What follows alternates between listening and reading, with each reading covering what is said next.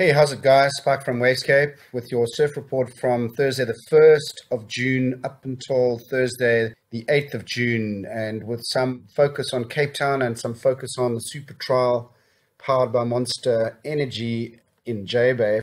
Yeah, we're going to be getting some serious waves, but first, let's look at the two storms. There's two storms basically in the picture. There's this one, which is going to make landfall this weekend in Cape Town, and then there's this one, which is making landfall in Cape Town on Tuesday night, spreading east rapidly and with a whole lot of weather and a whole lot of big swell. So let's first look at this one, though. Basically, it tracks as quite a tight little storm and then starts to break up and actually kind of separate into big chunks. And by Saturday in the early morning, there's a stiff northwesterly starting to blow, and by the afternoon gets stronger. And then by Sunday, it's basically moving below the country, and there's now quite a long west of southwest fetch, but that is pointing in the wrong direction for J-Bay, so not much action from there. We will be getting a little bit of rain, though, overnight. Looks like the rain will be taking place Saturday and into Sunday. Now let's look at the other storm. This storm is forming, and if we see how it starts to track a little bit to the southeast and lose a bit of its energy, but it's still a big storm, and it has enough westing in it to smash into Cape Town on Tuesday. So basically that's starting to happen on Tuesday night. If we zoom in a bit there, we're going to see some pretty interesting stuff going on. So there we go, strong northwesterly winds blowing on Tuesday night, and big rain starts to fall. If you're looking at this wind, there's a lot of area of very strong wind out there, and during the day on Wednesday it's getting huge in Cape Town and positively giant, with another component in more southwest direction, and that's the one to look out for J-Bay. Wednesday, you're looking at some fresh northerly to northwesterly Devil's Berg winds, always the precursor to the cold front. And then Wednesday, it moves east, and we're getting gales running across the whole southern Cape and over the eastern Cape as well.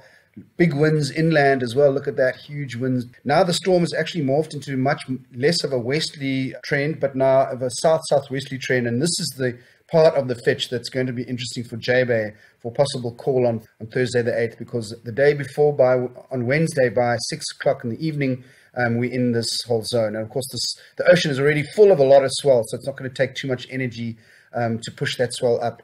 Unfortunately, it does move past fairly quickly. That's the only downside to this.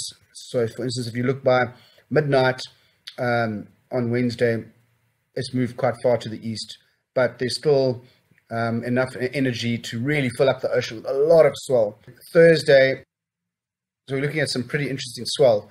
So it's basically 220 degrees, which is straight southwest at 22 feet at 14 seconds, Thursday early in the morning. And then later on in the day, it's starting to go much more of a southerly direction, while quite a bit more, 10 degrees, 210 degrees by midday. And then just looking at the storm on this chart, the first weather chart, here comes the first one. Okay, there's Friday into Saturday, fresh to strong northwesterly winds lasting all of Saturday. Then it turns into a buster, moves up the coast. There's that fetch of westerly winds, but also missing J-Bay. Then this other beast of a storm. If that storm had to stay in the same place, there would be a couple of days before cooking waves.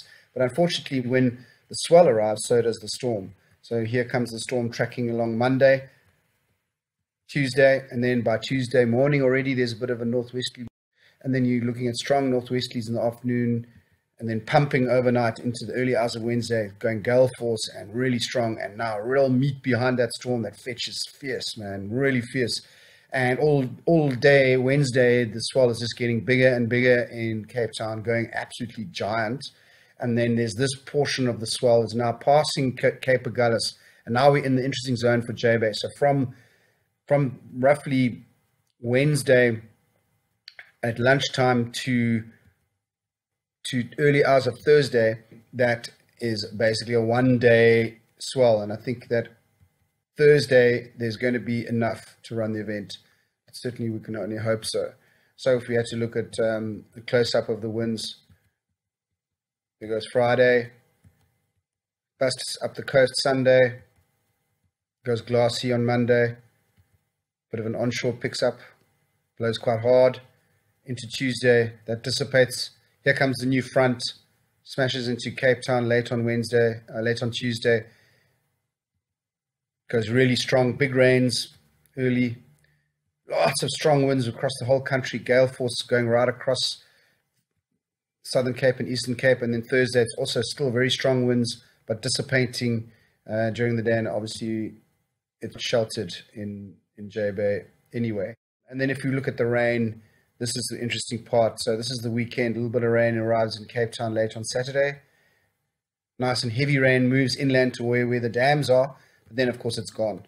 And then Monday, there's nothing. Tuesday, nothing until this beast starts to come into the picture.